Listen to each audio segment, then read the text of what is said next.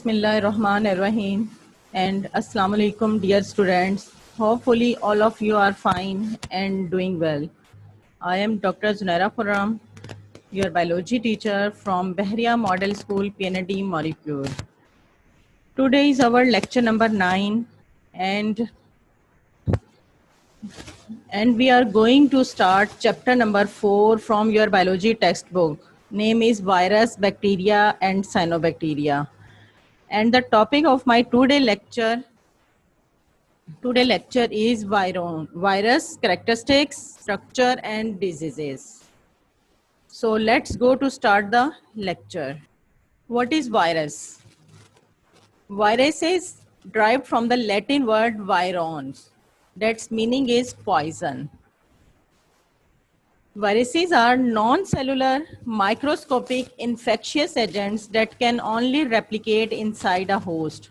Viruses cannot be classified either a living organism or non-living organisms. Viruses हमें मालूम है कि लैटिन वर्ड से ड्राइव्ड हुआ है, वायरॉन जिससे ड्राइव्ड हुआ है, जिसके मीनिंग क्या है? पॉइजन. पॉइजन है तो ये क्या करता है? ये इन्फेक्शियस एजेंट से इन्फेक्शन करता है होस्ट सेल में. अब इसको अगर हर वायरसेस को देखा जाए तो वायरसेस खुद क्या है? नॉन सेलुलर हैं. नॉन सेलुलर का मतलब ये कि इसका कोई डेफिनाइट शेप नहीं है, कोई स्ट्रक्चर नहीं है. ये जो है इनके सेल नहीं है, सेल ऑर्गेनेल्स मौजूद नहीं होते इसमें. सेल हमें मालूम है कि क्या है कि सेल जो है basic structural and functional unit है लाइफ की, और सेल जो है न्यूक्लियस, साइटोप्लाज्म और सेल मेम्ब्रेन से मिलकर बनता है. और साइटोप्लाज्म के अंदर क्या होता है? डिफरेंट सेल ऑर्गेनेल्स मौजूद होते हैं. एंडोप्लाज्मिक रेटिक्यूलम और जो है इसके अलावा गोल्जी बॉडीज और राइबोसोम्स, माइटोकॉन्ड्रिया. लेकिन वायरस के अंदर क्या होता है? ये सब नहीं होता, सेल ऑर्गेनेल्स मौजूद नहीं होते, इसलिए ये नॉन सेलुलर है. माइक्रोस्कोपिक क्योंकि बहुत छोटा है. माइक्रो ऑर्गेनिज्म है. माइक्रो ऑर्गेनिज्म कौन से होते हैं? जिन्हें हम माइक्रोस्कोप में ही स्टडी करते हैं, जो बहुत छोटे होते हैं. माइक्रो मीन्स स्मॉल, लिटिल, जो कि हम नेकेड आई से नहीं देख सकते जिनको, वो माइक्रोस्कोपिक कहलाते हैं. और वो माइक्रोस्कोप से ही उनको हम स्टडी कर सकते हैं. और इसके अलावा ये कि वायरसेस जो हैं इनको हम ना लिविंग ऑर्गेनिज्म में रखते हैं और नॉन लिविंग ऑर्गेनिज्म में, क्योंकि इनमें इन दोनों की कंप्लीट कैरेक्टरिस्टिक्स मौजूद नहीं होती. तो वायरस क्या है? एक माइक्रोस्कोपिक ऑर्गेनिज्म है और ये जो है खुद को रेप्लिकेट कर लेता है, खुद को अपनी तादाद बढ़ा लेता है इनसाइड द होस्ट. इसको एक होस्ट चाहिए होता है अपनी लाइफ के लिए. ये होस्ट के अंदर खुद को एक्टिव रखता है और वहां पर इसमें रेप्लिकेशंस होती हैं.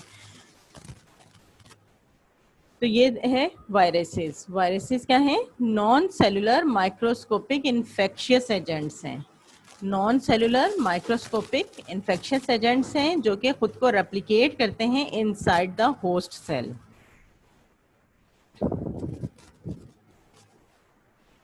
अब अगर हम इसकी बात करते हैं कि वायरसेस जो हैं डिस्कवर कैसे हुए, तो जब 1800 में जो है साइंटिस्ट इस चीज़ के लिए बहुत परेशान थे कि कुछ ऐसी बीमारियां हैं, कुछ ऐसी डिजीजेज हैं जो कि कुछ ऐसे लिविंग ऑर्गेनिजम्स की वजह से हो रही हैं जो बैक्टीरिया से भी छोटे हैं. बैक्टीरिया को हम कंपाउंड माइक्रोस्कोप में देख सकते हैं, लेकिन कुछ ऐसी डिजीजेज हैं जो कि कंपाउंड माइक्रोस्कोप में नज़र नहीं आ रही. उसका रीज़न उसका कंपाउंड माइक्रोस्कोप में नज़र नहीं आ रहा. उन चीज़ों, उन लिविंग ऑर्गेनिज्म को हम देख नहीं पा रहे कंपाउंड माइक्रोस्कोप में. तो इस वजह से जो है फिर 1892 में रशियन साइंटिस्ट थे डिमित्री इवानोव्स्की. इन्होंने इस चीज़ को डिस्कवर किया. इन्होंने देखा कि एक टोबैको प्लांट के जो है, टोबैको प्लांट के लीव्स के अंदर एक डिजीज कॉज हो रही है, और वो जो है किस वजह से हो रही है? वो कुछ ऐसे लिविंग ऑर्गेनिजम्स की वजह से हो रही है जो कि बैक्टीरिया से भी छोटे हैं, जो बैक्टीरिया से भी छोटे हैं, लेकिन उसको हम देख नहीं पा रहे क्योंकि कंपाउंड माइक्रोस्कोप में वो नज़र नहीं आ रहे. तो उन्होंने उस डिजीज को नाम दे दिया टोबैको मोज़ेइक डिजीज. और उस चीज को उन्होंने वो रिपोर्ट नहीं कर पाए कि वो हो किस वजह से रही है, कि उन्होंने इतना बता दिया कि कुछ ऐसे ऑर्गेनिजम्स हैं जो बैक्टीरिया से भी छोटे हैं, जिनको हम देख नहीं पाते, और उस वजह से टोबैको मोज़ेक डिजीज हो रही है टोबैको लीव्स के अंदर। उसके बाद 1935 में अमेरिकन साइंटिस्ट वेंडल स्टैनले ने ये चीज़ रिपोर्ट की, और वो इस चीज़ में कामयाब हो गए ये बताने में कि वो जो स्मॉलेस्ट पार्टिकल्स हैं जिनकी वजह से बहुत सारी डिजीजेस जो हैं वो कॉज हो रही हैं, वो वायरसेस हैं। और वायरसेस को उन्होंने स्टडी किया किसमें? इलेक्ट्रॉन माइक्रोस्कोप में। यानी कि after invention of electron microscope, electron microscope की इन्वेंशन के बाद जो है ये चीज़ डिसाइड हुई कि ये जो बीमारियां, डिफरेंट डिजीजेज हो रही हैं, वो किस वजह से हो रही हैं? वायरसेस की वजह से हो रही हैं। कंपाउंड माइक्रोस्कोप में हम देख नहीं पाते थे, कंपाउंड माइक्रोस्कोप में वायरस नजर नहीं आते, कि वो इतने छोटे होते हैं कि कंपाउंड माइक्रोस्कोप की रेंज में नहीं आते। वायरस को स्टडी करने के लिए इलेक्ट्रॉन माइक्रोस्कोप इस्तेमाल की जाती है। वेंडले स्टैनले जो हैं उन्होंने फिर ये बताया कि जो टोबैको लीव्स के अंदर जो पार्टिकल्स, जो इन्फेक्शियस पार्टिकल्स हैं, जो इन्फेक्शन कर रहे हैं, वो क्या हैं? टोबैको मोज़ेक वायरस है। और टोबैको मोज़ेक वायरस जो है वो क्या कर रहा है? टोबैको मोज़ेक डिजीज कॉज कर रहा है। टोबैको मोज़ेक वायरस की वजह से ही टोबैको लीव्स के अंदर टोबैको मोज़ेक डिजीज हो रही है। और वायरस जो है कब जो है रिपोर्ट हुए? After invention of electron microscope. Compound microscope में वो नज़र नहीं आते थे। इतना ज़रूर मालूम हो चुका था कि कुछ ऐसे स्मॉलर एजेंट्स हैं, स्मॉलर पार्टिकल्स हैं, जो कि कंपाउंड माइक्रोस्कोप में हमें नज़र नहीं आ रहे, और डिफरेंट जो बीमारियां हो रही हैं, मुख्तलिफ जो बीमारियां हो रही हैं, वो उनकी वजह से हो रही हैं। और जब इलेक्ट्रॉन माइक्रोस्कोप इन्वेंट हुई है तो तब ये चीज़ डिसाइड हुई है कि वो जो स्मॉलेस्ट पार्टिकल्स हैं जिससे बहुत सारी बीमारियां कॉज हो रही थी, वो वायरस हैं।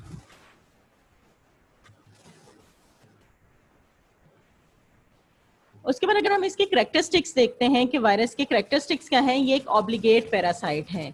ऑब्लिगेट पैरासाइट से क्या मतलब है? कि ऑब्लिगेट पैरासाइट से मतलब ये है कि ऐसे पैरासाइट्स क्या होते हैं? जो होस्ट के ऊपर रहते हैं। उसके बाद पैरासाइट्स को हम डिफरेंट उसमें जो है कैटेगरीज में डिवाइड करते हैं कि होस्ट को वो डिस्ट्रॉय कर रहे हैं या नहीं कर रहे हैं, उनके साथ म्यूचुअल उसमें अंडरस्टैंडिंग में रहते हैं, दोनों को फायदा होता है, एक को फायदा होता है, या क्या है? ऑब्लिगेट पैरासाइट भी पैरासाइट की ही एक टाइप है। ऑब्लिगेट पैरासाइट को ऐसे पैरासाइट्स होते हैं जो होस्ट के अंदर ही रहते हैं। अगर होस्ट से बाहर आते हैं तो उनकी लाइफ इनएक्टिव हो जाती है। वो एक्टिव कहाँ है? होस्ट के अंदर। उनकी लाइफ कहाँ है? कि उनकी लाइफ साइकिल कंप्लीट ही होस्ट में होती है, कि होस्ट का होना उनके लिए बहुत ज़रूरी है। अगर होस्ट नहीं होगा तो वो इनएक्टिव होंगे। होस्ट से जैसे ही बाहर आएंगे वो इनएक्टिव हो जाएंगे, लेकिन होस्ट के अंदर वो एक्टिव होते हैं और उनको डिस्ट्रॉय करते हैं, उनको इन्फेक्शन करते हैं। इन्फेक्शियस एजेंट्स हैं वायरस जो हैं, और ऑब्लिगेट पैरासाइट्स हैं। ये तकरीबन हर जगह मौजूद होते हैं, जहाँ लाइफ होगी वहाँ जो है वायरस मौजूद होंगे। इनका अगर हम साइज देखते हैं तो साइज इनका 200 से 300 नैनोमीटर है। नैनोमीटर 10⁻⁹, यानी कि इनसे पहले आप 9 जीरो लगा दें। 10⁻⁹ जो है वो होती है नैनो की यूनिट। तो 220 से 300 नैनोमीटर साइज में हमें वायरसेस मिलते हैं। इनमें इनका सेल स्ट्रक्चर जो है वो वेल ऑर्गेनाइज्ड नहीं होता, मतलब इनके कोई सेल ऑर्गेनेल्स इनके अंदर मौजूद नहीं होते, नॉन सेलुलर हैं, सेल ऑर्गेनेल्स मौजूद नहीं होंगे। इनएक्टिव होते हैं outside a living cell but are active inside other living cell host. ठीक है, होस्ट के अंदर एक्टिव होते हैं लेकिन उनसे बाहर जो है ये क्या होते हैं? इनएक्टिव होते हैं।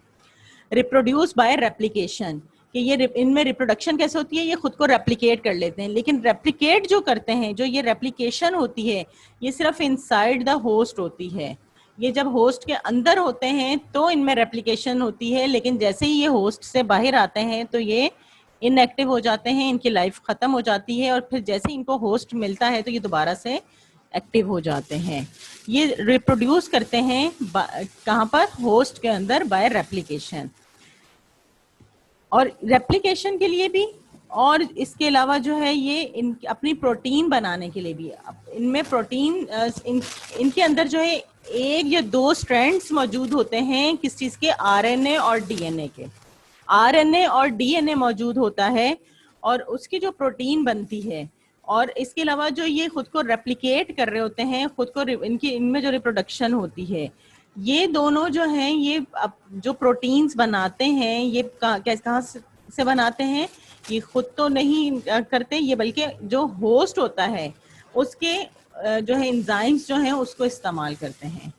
उनके एंजाइम्स इस्तेमाल करके ये खुद को रेप्लिकेट भी करते हैं, और रेप्लिकेट करने के साथ साथ ये क्या करते हैं कि अपनी प्रोटीन भी बना रहे होते हैं। यानी कि ये टोटली डिपेंड करते हैं होस्ट पर, होस्ट को ही ये इस्तेमाल करते हैं, होस्ट से ही ये क्या करते हैं, दोनों अपनी प्रोटीन बनाते हैं और इसके अलावा खुद को रेप्लिकेट भी करते हैं।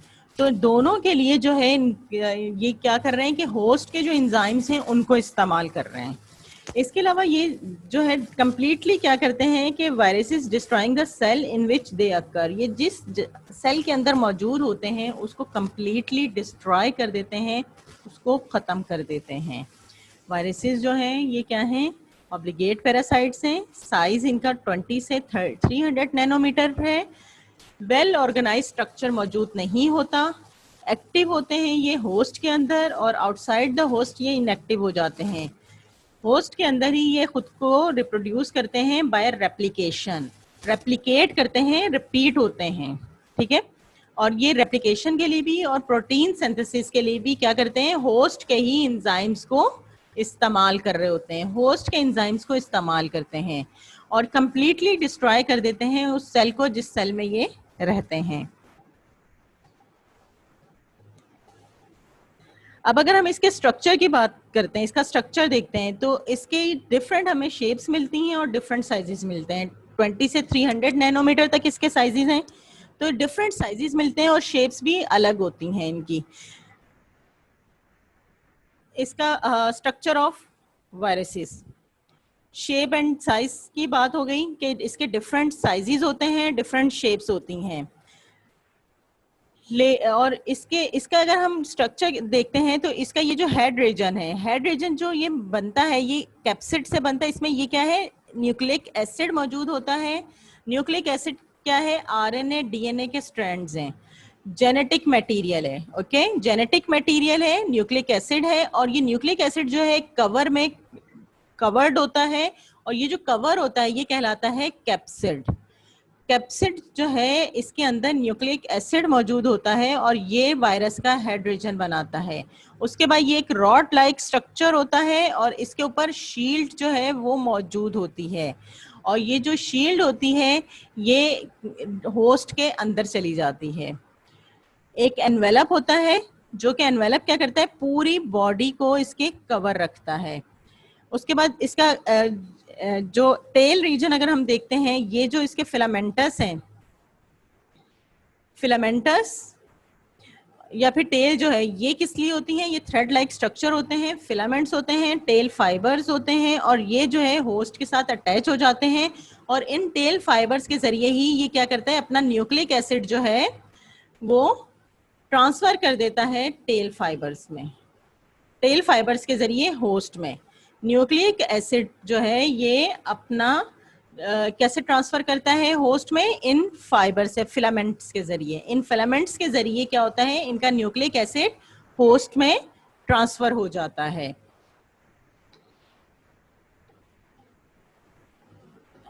इसका स्ट्रक्चर जो है दोबारा से एक दफा एक्सप्लेन कर रही हूँ। हेड रीजन और टेल, इस पे ये दो इसके पार्ट्स होते हैं। जो हेड रीजन होता है उसमें न्यूक्लिक एसिड मौजूद होता है।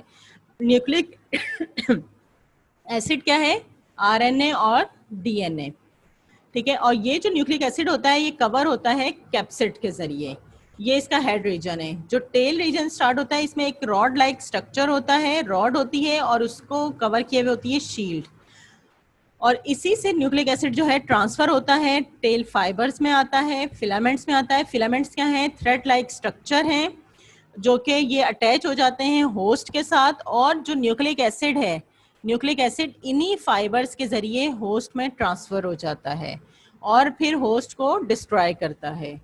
और ये जो कंप्लीट इसका स्ट्रक्चर होता है, ये एक एनवेलप में इनक्लोज्ड होता है, एक एनवेलप में बंद होता है।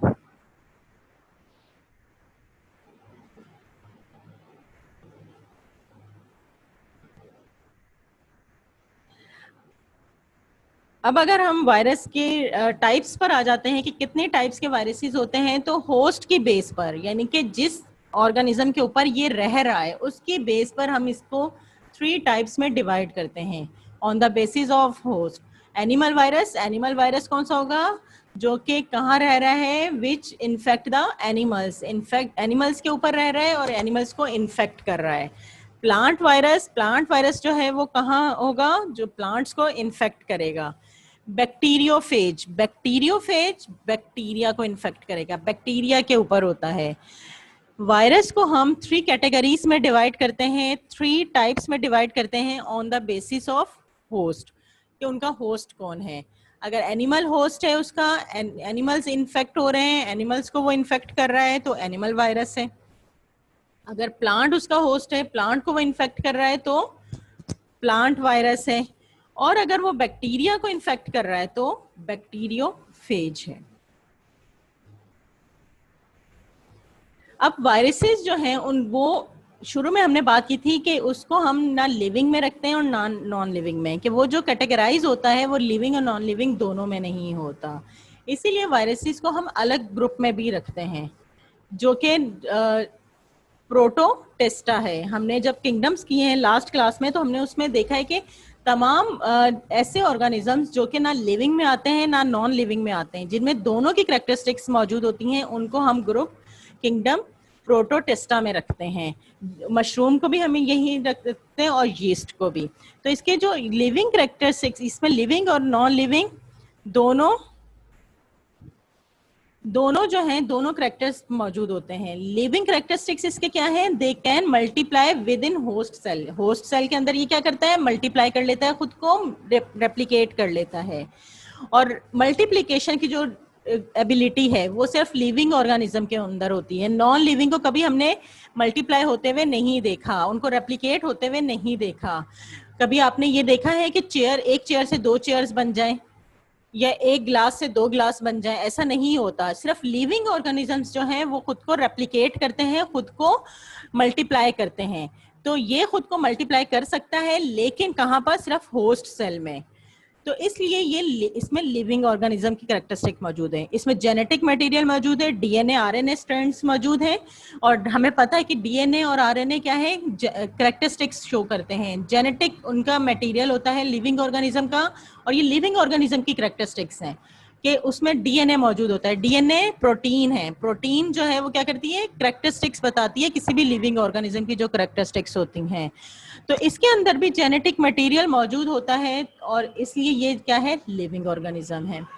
जेनेटिक रिकम्बिनेशन पाई जाती है। रिकम्बिनेशन का मतलब ये है कि इसमें जीन्स जो है वो डिफरेंट उसमें कम्बिनेशन में मौजूद होते हैं। डीएनए आरएनए में जो एक स्ट्रैंड होता है उसमें कोई एक जीन्स नहीं होता, उसमें डिफरेंट जीन्स होते हैं। तो इसलिए इसमें जेनेटिक रिकम्बिनेशन मौजूद होती है। म्यूटेशन पाई जाती है। म्यूटेशन का मतलब ये होता है कि अगर एक पार्ट जीन का जो है वो अलग हो जाए और उसके साथ कोई दूसरी जीन का पार्ट आकर अटैच हो जाए, तो वो कहलाती है म्यूटेशन। 2 अलग जीन्स का आपस में जुड़ जाना, आपस में अटैच हो जाना, वो ये प्रोसेस जो है वो क्या कहलाता है? म्यूटेशंस।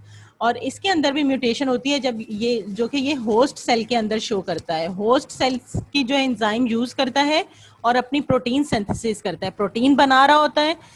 प्रोटीन बेसिकली क्या है? डीएनए आरएनए है। ठीक है, डीएनए और आरएनए जो है ये बेसिकली क्या है? प्रोटीन्स हैं। और प्रोटीन्स जो बनती हैं वो ये कैसे बनाता है? होस्ट के एंजाइम्स इस्तेमाल करके। ये खुद नहीं करता, बल्कि जो होस्ट होता है उसके एंजाइम्स को इस्तेमाल करता है और प्रोटीन सिंथेसाइज करता है। सिंथेसाइज का मतलब क्या होता है? बनना, फॉर्मेशन, फॉर्म होना। तो ये प्रोटीन सिंथेसिस जो करता है ये होस्ट के सेल से करता है, होस्ट के एंजाइम्स से करता है। तो इसमें म्यूटेशंस की भी एबिलिटी मौजूद होती है। और ये तमाम जो कैरेक्टरिस्टिक्स हैं ये एक लिविंग ऑर्गेनिज्म के होते हैं। खुद को मल्टीप्लाई कर लेना, रिप्रोड्यूस कर लेना, रेप्लिकेट कर लेना, जेनेटिक मटेरियल का होना, जेनेटिक रिकम्बिनेशन का होना और म्यूटेशंस का होना, ये जो करेक्टरिस्टिक्स हैं ये इसको लिविंग ऑर्गेनिजम्स में रखते हैं। लेकिन कुछ करेक्टरिस्टिक्स इसमें ऐसे भी मौजूद हैं जो कि नॉन लिविंग होते हैं, जैसे कि ये outside the body, outside the host body, host से ये जब बाहर आता है, होस्ट के जब उसके अंदर से निकल जाता है, बाहर आ जाता है, तो ये इनएक्टिव हो जाता है। इनएक्टिव होकर ये क्रिस्टल फॉर्म में आ जाता है। इसका जो एनवेलप होता है, वो बॉडी जो होती है वो ड्राई हो जाती है और क्रिस्टल बन जाते हैं, और क्रिस्टल फॉर्म में ये काफी टाइम तक स्टोर किया जा सकता है, ये स्टोर हो जाता है। फिर जैसे इसको होस्ट मिलता है तो ये एक्टिव हो जाता है। अब ये होस्ट के अंदर तो एक्टिव है, लेकिन होस्ट के बाहर इसकी लाइफ खत्म हो जाती है, तो ये क्या हो जाता है, नॉन लिविंग में आ जाता है, क्रिस्टल्स बन जाते हैं इसके। They don't have a cell wall और साइटोप्लाज्म, इसमें सेल वॉल और साइटोप्लाज्म मौजूद नहीं होता, ये नॉन सेलुलर है। और जबकि लिविंग ऑर्गेनिज्म के लिए उसकी बेसिक यूनिट क्या है, सेल है, कि उसमें सेल का होना जरूरी होता है। सेल ही जो है किसी भी लाइफ की, किसी भी लिविंग ऑर्गेनिज्म की बेसिक स्ट्रक्चरल और फंक्शनल यूनिट है। और इसके अंदर सेल वॉल और साइटोप्लाज्म ही नहीं होते, साइटोप्लाज्म नहीं होते तो इसमें सेल ऑर्गेनेल्स भी नहीं होते। जब सेल ऑर्गेनेल्स नहीं होंगे तो ये मेटाबॉलिज्म्स नहीं कर सकते, इनमें डाइजेशन नहीं होती, इनमें जो है रिस्पायरेशन नहीं होती, इनके अंदर जो है रेप्लिकेशंस नहीं होती, रिप्रोड्यूस नहीं कर सकते, तो इनके मेटाबॉलिज्म्स भी नहीं होते, इनके फंक्शंस, ये अपने फंक्शंस इनके नहीं होते जो कि एक लिविंग ऑर्गेनिज्म के बेसिक फंक्शंस हैं। तो वो सब इसमें नहीं होते क्योंकि ये नॉन सेलुलर है, आउटसाइड द होस्ट बॉडी। इसके अलावा ये इनएक्टिव आउटसाइड द होस्ट है और डोंट शो सेल डिवीजन, और ये सेल डिवीजन शो नहीं करता।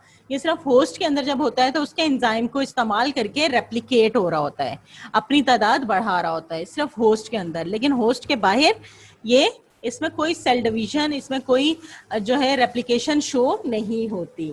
तो ये जो करेक्टर्स हैं, क्रिस्टलाइज्ड हो जाना, सेल वॉल या और साइटोप्लाज्म का एब्सेंट होना, सेल ऑर्गेनेल्स का एब्सेंट होना, आउटसाइड द होस्ट जो है इनएक्टिव हो जाना, और सेल डिवीजन का ना होना, ये सब क्या है, नॉन लिविंग करेक्टरिस्टिक्स हैं। तो लिविंग करेक्टर्स, इसमें कुछ लिविंग करेक्टरिस्टिक्स भी मौजूद हैं और नॉन लिविंग भी हैं, दोनों करेक्टरिस्टिक्स पाए जाते हैं इसमें। इसलिए इसको हम ना लिविंग में रखते हैं ना नॉन लिविंग में रखते हैं, बल्कि इसको हम किस में रखते हैं, हम प्रोटोटेस्टा में रखते हैं। और प्रोटोटेस्टा जो है, और लेकिन ये क्या है, ये यूकैरियोट्स हैं, ठीक है, ये है यूकैरियोट्स। बैक्टीरिया जो होता है वो प्रोकैरियोट्स होते हैं, प्रोकैरियोट्स जिसमें डेफिनाइट न्यूक्लियस एब्सेंट होता है। लेकिन वायरसेस जो हैं ये यूकैरियोट्स हैं, हेट्रोट्रॉप्स हैं, अपनी गजा खुद नहीं बना सकते, होस्ट से लेते हैं, इसलिए ये यूकैरियोट्स हैं। लेकिन इसमें करेक्टरिस्टिक्स जो हैं लिविंग और नॉन लिविंग दोनों की आती हैं, लिहाजा इसको हम ना लिविंग में रखते हैं ना हम इसको नॉन लिविंग में रखते हैं, बल्कि इसको हम ग्रुप प्रोटोटेस्टा में रखते हैं।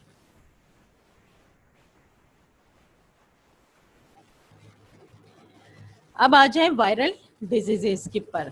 वायरल डिजीजेस की बात करते हैं हम तो हमारे पास प्लांट डिजीज आ जाती हैं और एनिमल डिजीजेस आ जाती हैं। बहुत सारी डिजीजेस जो हैं आपने अपने इर्द गिर्द ऑब्जर्व की होंगी, हमारे इर्द गिर्द मौजूद होती हैं, और बहुत दफ़ा हम खुद भी इससे वायरसेस से इन्फेक्टेड हो चुके हैं। सबसे पहले आ जाती है पोलियोमाइलेटस। पोलियोमाइलेटस जो है आपने देखा होगा कि जिन ऐसे लोग मौजूद हैं जिनको पोलियो हो जाता है। पोलियो में क्या होता है कि उनकी टांगें नाकारा हो जाती हैं और उनको चलने में दुश्वारी होती है, मुश्किल होती है, और वो हम ईजिली चल नहीं सकते। तो ये जो बीमारी होती है ये पोलियो वायरस है, पोलियो वायरस की वजह से होती है। इस बीमारी को हम कंट्रोल कर सकते हैं checked by immunization with polio vaccine and by physiotherapy। Immunisation का मतलब होता है कि अपना इम्यून सिस्टम स्ट्रॉन्ग करना। जब हमारा इम्यून सिस्टम स्ट्रॉन्ग होगा, कुव्वत मदाफत हमारी ज़्यादा होगी, तो हम हर बीमारी से लड़ सकते हैं, हम हर बीमारी का मुकाबला कर सकते हैं और उसको हम जो है ख़त्म कर सकते हैं। अगर हमारा इम्यून सिस्टम स्ट्रॉन्ग नहीं होगा तो क्या होगा कि हम जल्द बीमार हो सकते हैं, हम पर उसका असर जल्दी हो सकता है। तो सबसे ज़रूरी क्या होता है, इम्यूनाइजेशन का स्ट्रॉन्ग होना। अपनी इम्यूनाइजेशन आप स्ट्रॉन्ग करें, इसके लिए जो है डिफरेंट मेडिसिन भी इस्तेमाल की जाती हैं और डाइट सबसे बेस्ट इसका सोल्यूशन होता है। कि आप अच्छी डाइट लें तो उससे क्या होता है, आपका इम्यून सिस्टम स्ट्रांग होता है। हेल्दी डाइट लें, अच्छी डाइट लें, तो उससे आपकी कुव्वत मुदाफ़ियत बढ़ती है और वो उससे फिर आप हर बीमारी से ईजिली लड़ सकते हैं। तो पोलियो वायरस के जरिए क्या होता है, पोलियो माइलेटस होता है, जिसमें टांगे जो हैं वो ख़राब हो जाती हैं, उससे आप चल फिर नहीं सकते। और इसको हम कंट्रोल कैसे कर सकते हैं कि हम पोलियो वैक्सीन करवाएं।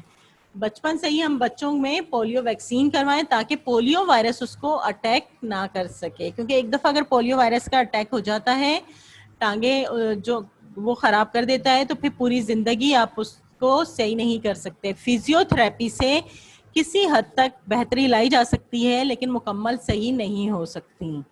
उसके बाद कोल्ड्स, बुखार। बुखार जो है किसी भी इन्फेक्शन, जब बॉडी के अंदर वायरस कोई भी इन्फेक्शन करेगा, रिस्पायरेटरी हो या कोई दूसरा हो, किसी ऑर्गन के अंदर हो, जब उसको वो डिस्ट्रॉय करेगा, उसको इन्फेक्टेड करेगा, तो बुखार हो जाता है। और ये तकरीबन ह्यूमन के अंदर तकरीबन 200 डिफरेंट वायरसेस मौजूद होते हैं जो कि बुखार की वजह बनते हैं। और इसको भी हम जो है बेहतर कर सकते हैं, कंट्रोल कर सकते हैं इम्यूनाइजेशन से, अपना इम्यून सिस्टम स्ट्रांग करके। फिर जब इन्फेक्शन हो जाता है तो हम क्या करते हैं, मेडिसिन लेते हैं, उस इन्फेक्शन को ठीक करते हैं। इन्फेक्शन को ठीक करने का मतलब होता है उस वायरस को जो है रोकना। जब हम और अपना इम्यून सिस्टम स्ट्रांग करना, जब हमारा इम्यून सिस्टम स्ट्रांग हो जाता है, तो वो जो वायरस है जो कि इन्फेक्शन कर रहा होता है, वो उसको हम रोक देते हैं, मिनिमाइज कर देते हैं उसकी एक्टिविटीज को। इसके बाद आ जाते हैं मीजल्स एंड मम्स। ज्यादातर ये बच्चों में होती हैं, और आपने देखा होगा कि बच्चों में ये जो रेड स्पॉट्स हो जाते हैं बॉडी पर, ये मीजल्स कहलाते हैं। कि रेड स्पॉट्स जो हो जाते हैं ये मीजल्स हैं, बच्चों में ये बीमारी कॉमन है।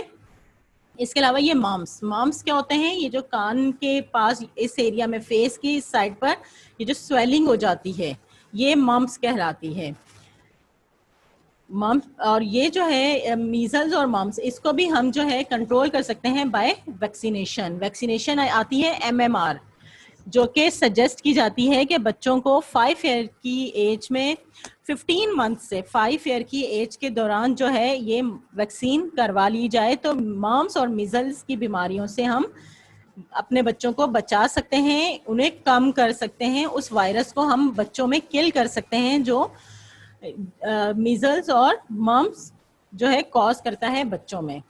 उसके बाद आ जाता है एड्स। एड्स जो है ह्यूमन इम्यून वायरस, HIV की वजह से होता है। ये एक वायरस है, ह्यूमन इम्यून वायरस, जो कि क्या करता है, ह्यूमन बीइंग का इम्यून सिस्टम जो है वो डिस्ट्रॉय करता है। इम्यून सिस्टम डिस्ट्रॉय करता है और उससे जो बीमारी होती है वो कहलाती है एक्वायर्ड इम्यून डेफिशिएंसी सिंड्रोम, यानी कि एड्स, जो कि आप सुनते हैं। एड्स की जो है सिम्टम्स क्या होते हैं कि बॉडी के ऊपर रैशेस शुरू हो जाते हैं। ये आप देख रहे हैं हाथों पर, टीथ पर, मसूड़ों पर, गम्स जो हैं इसके, फेस पर, शोल्डर पर। ये रेड रैशेस जो आप देख रहे हैं ये इसके सिम्टम्स हैं कि ये जो है ये जाहिर होना शुरू हो जाते हैं इसके एड्स में। जब human immune virus HIV attack करता है तो ये एड्स कॉज करता है। एड्स में क्या होता है, इसके जो सिम्टम्स है उसमें रेड रैशेस जो हैं वो अपेयर होना शुरू हो जाते हैं बॉडी के ऊपर। इसे भी हम किसी हद तक कंट्रोल कर सकते हैं एंटीबायोटिक के इस्तेमाल से, किसी हद तक। लेकिन एक दफ़ा अगर एड्स जो है वो पीक पर चली जाए तो फिर उसको कंट्रोल नहीं किया जा सकता, उसमें डेथ हो जाती है, क्योंकि वो ह्यूमन बीइंग का जो इम्यून सिस्टम होता है उसको कम्प्लीटली डिस्ट्रॉय कर देता है, उसे कम्प्लीटली ख़त्म कर देता है, बिल्कुल ख़त्म कर देता है। और जब इम्यून सिस्टम ख़त्म हो जाता है तो इंसान बिल्कुल भी जो है नॉर्मल लाइफ नहीं गुजार सकता और उसकी लाइफ ख़त्म हो जाती है, क्योंकि उसमें कुव्वत मुदाफ़त ही नहीं होती कि वो कुछ भी कर सके। तो ये जो है ये भी किस तरह से होता है, इनके भी स्प्रेड होने के डिफरेंट इसके जो है मेथड्स होते हैं, जिससे ये स्प्रेड होता है। और इन्फेक्शियस ब्लड से भी होता है कि ब्लड का इस्तेमाल हो अगर ट्रांसफ़र हो रहा है। ये नॉर्मल टच से ट्रांसफ़र नहीं होता एड्स जो है, ये ब्लड से, प्लाज्मा से, सीरम से ट्रांसफ़र होता है। जहाँ पर सीरम होगा, कोई लिक्विड फॉर्म होगी, लिक्विड चीज़ होगी, उससे ये ट्रांसफ़र होगा, उससे ये ट्रांसफ़र होता है, वैसे ये ट्रांसफ़र नहीं होता। अब आ जाते हैं इसके रेबीज। रेबीज जो है इसकी जो ये जो मैड डॉग्स होते हैं, पागल कुत्ते होते हैं, उनके काटने से होती है।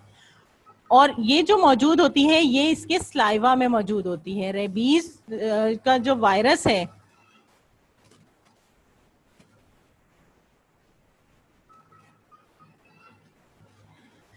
वायरस जो है ये कहाँ मौजूद होता है?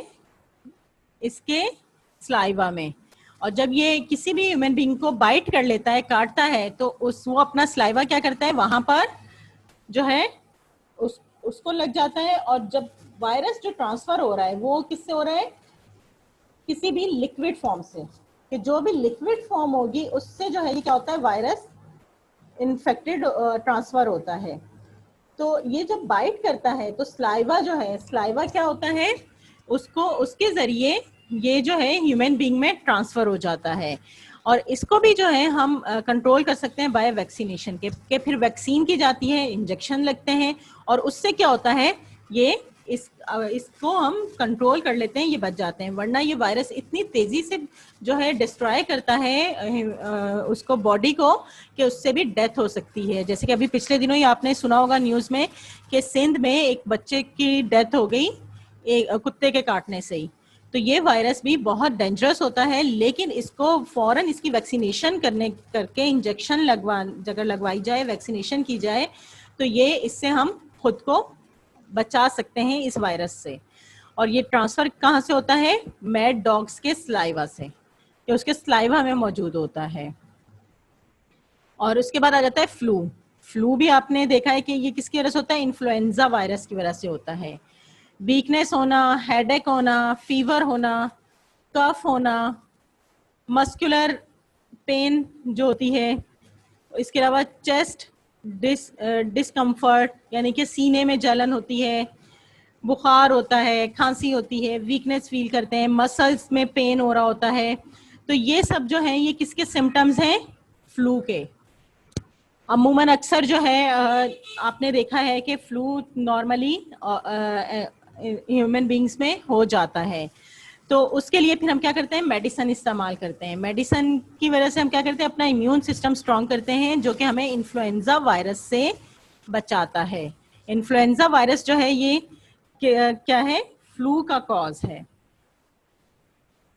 उसके बाद हम इस डिजीज को से ये स्प्रेड कैसे होती हैं? रिस्पिरेटरी ट्रैक्ट से। जब हम कफ करते हैं, स्नीजिंग करते हैं, तो जो हमारे जो स्लाइवा के पार्टिकल्स जो हैं वो बाहर दूसरे लिविंग ऑर्गेनिज्म तक जाते हैं, तो वो उनको भी इन्फेक्टेड कर देते हैं।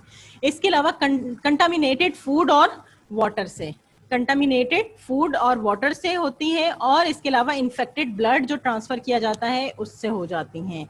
इनको हम कंट्रोल कैसे कर सकते हैं? ये था इनका स्प्रेड, कि ये कैसे फैल रही हैं रिस्पिरेटरी ट्रैक्ट से, कि जब कफिंग और स्नीजिंग होती है तो उससे ये एक लिविंग ऑर्गेनिज्म से दूसरे लिविंग ऑर्गेनिज्म में वायरस जाता है।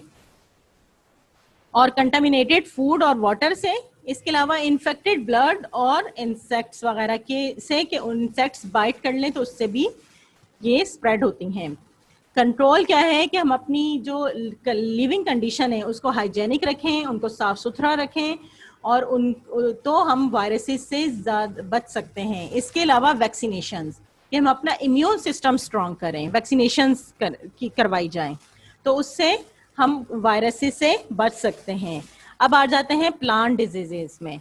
प्लांट डिजीज में जो सबसे कॉमन प्लांट डिजीज है वो है tobacco mosaic disease. Tobacco mosaic disease जो है, ये टोबैको जो प्लांट्स है उसके लीव्स में होता है।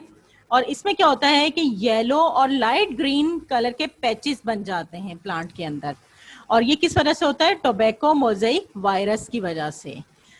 अगर इसको हम देखते हैं, इसका कंट्रोल देखते हैं, तो साइंटिस्ट अभी तक इसका जो है इसका कोई भी वायरल इसका क्योर फाइंड नहीं कर सके। और वो फाइंड क्यों नहीं कर सके? क्योंकि उनकी कोशिश जो है वो ये है कि इस बीमारी की का क्योर फाइंड करने के बजाय इस बीमारी से कम बचा जाए, कि उस ज़्यादा से ज़्यादा बचा जाए और इसके फैलाव को कम से कम किया जाए। तो उसके लिए वो फर्टिलाइजर्स यूज़ करते हैं डिफरेंट टाइप्स के, और उससे जो है इस बीमारी से बचते हैं। लेकिन इसको जो है इसका अभी तक कोई ऐसा साइंटिफिक कंट्रोल अभी तक सामने नहीं आया टोबैको मोज़ेइक डिजीज का। Okay students, thank you so much. आज का लेक्चर हमारा यहाँ ख़त्म होता है। यहाँ पर कुछ लिंक्स हैं, इनको भी आप देखिएगा तो आपको समझ में आ जाएगा।